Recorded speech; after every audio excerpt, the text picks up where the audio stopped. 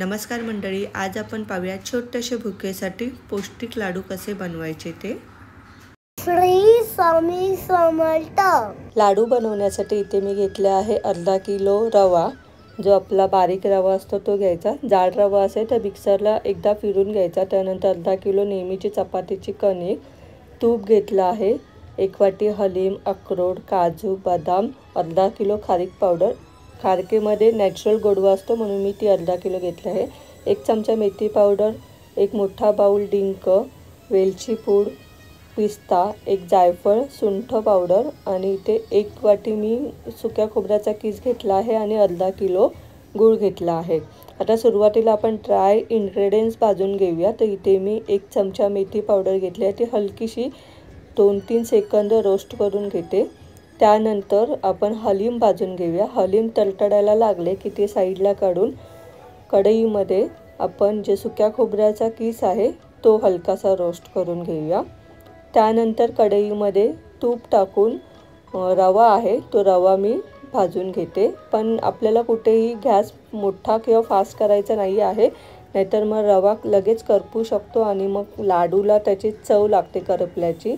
Colour change होईपर्यंत मी रवा छान असा खरपूस भाजून घेतला आहे। आता तो बाजूला काढून पुन्हा कढईमध्ये तूप टाकून जी कणिक घेतली आहे आपण ती आपल्याला भाजून घ्यायची आहे। कणिक सुरुवातीला भाजताना मीडियम गॅस ठेवायचा आणि नंतर जसं तूप सुटू लागतं तसं आपण गॅस बारीक करायचा।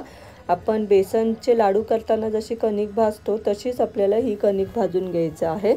तर पाहू शकता हळूहळू ह्याचा कलर चेंज होत आहे। व्यवस्थित असा गोळा होईपर्यंत आपल्याला छान असं कणिक भाजून घ्यायचं आहे आणि लागेल तसं थोडं थोडं तूप आपल्याला ह्यामध्ये ॲड करायचं आहे।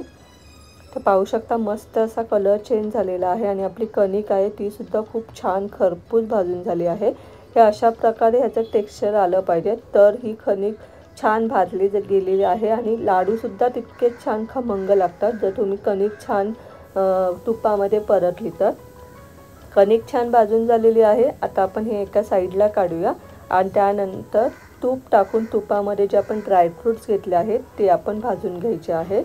हलकेसे रोस्ट करायचे आहेत। ड्रायफ्रूट्स रोस्ट करून झाले की मग जी खारीक पावडर आहे ती सुद्धा आपल्याला तुपामध्ये छान अशी 2 ते 3 मिनिटं रोस्ट करून घ्यायची आहे। खारीक पावडर सुद्धा छान अशी रोस्ट करून झाली आहे। त्यानंतर आपण जो डिंक आहे तो घेणार आहोत तळून। तर डिंक सुरुवातीला थोडा थोडा टाकायचा, कारण डिंक हा जेव्हा आपण तुपात टाकतो तेव्हा तो फुलतो आणि जर तुम्ही एका वेळेला जास्त डिंक टाकला तर तो आतून कच्चा राहण्याची शक्यता असते, म्हणून थोडा थोडा टाकायचा आणि तुपामध्ये छान असा तो फ्राय करून घ्यायचा। तर अशा प्रकारे मी सर्व डिंक फ्राय करून घेते। आता आपण सुरुवातीला ड्रायफ्रूट जे आपण रोस्ट करून घेतले होते त्याची असं जाडसर क्रश करून घेणार आहोत। ड्रायफ्रूट क्रश करून झाल्यानंतर डिंक आहे ते क्रश करून घेणार आहोत। त्यानंतर मोठ्या परातीमध्ये किंवा मोठ्या भांड्यामध्ये कणिक घ्यायची आहे आणि जे सगळं आपण भाजलेले इन्ग्रेडियंट्स आहे ते ह्यामध्ये व्यवस्थित असं ॲड करायचं आहे। गूळ टाकायचा आहे। कणकेच्या उष्णतेमुळे आणि रव्याच्या उष्णतेमुळे गूळ आहे तो छान असा मेल्ट होतो।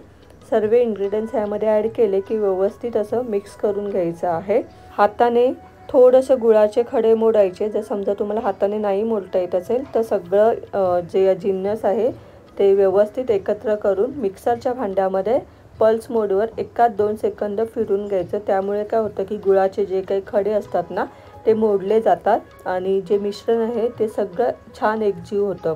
आता शेवटी मी ह्यामध्ये टाकते सुंठ, जायफळ, वेलची पूड।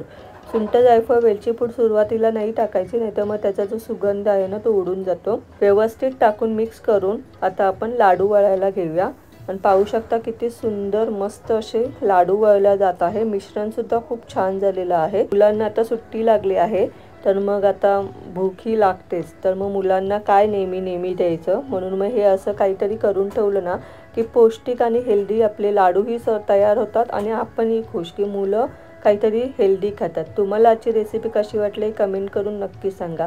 आजचा व्हिडिओ आवडलाच व्हिडिओला शेअर, लाईक, सबस्क्राईब करायला विसरू नका। भेटूया पुन्हा अशाच एका नवीन व्हिडिओमध्ये। तोपर्यंत काळजी घ्या। Bye bye.